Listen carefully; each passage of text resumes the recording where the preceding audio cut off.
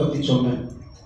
அந்த மனுஷன் வாழ்க்கையில பிறப்புல ஒரு போராட்டம், இறந்த அப்புறம் ஒரு போராட்டம், குடும்பத்து நடுவுல ஏசாவு வந்து ஈசாக்குக்கு பிடிக்குது அவங்க அப்பாக்கு. ரெண்டாவது வந்து ரெபேக்காலுக்கு வந்துட்டு யாக்கோபை பிடிக்குது. இப்படி குடும்பத்துல ஒரு போராட்டம். ரெண்டாவது யாக்கோபுக்கு என்ன போராட்டம்னு பார்த்தா சொத்து பிரச்சனையில போராட்டம், அண்ணன் தம்பிக்குள்ள யாரு சேஷ்ட புத்திரத்தை இது பண்றதுன்னு சொல்லி.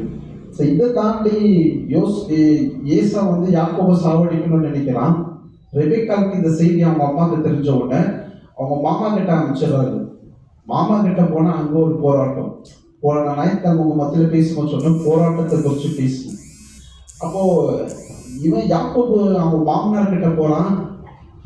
லேயால் என்ற ஒரு பெரிய பொண்ணு, ராகேல் என்ற ஒரு சின்ன பொண்ணு, யாருக்கு? அவங்க மாமனாருக்கு. அப்போ லேயாலை இவன் திருமணம் பண்ணிக்கணும், ராகேலை திருமணம் பண்ணிக்கணும்னு நினைக்கிறான் யாக்கோபு. அதுக்காக அவன்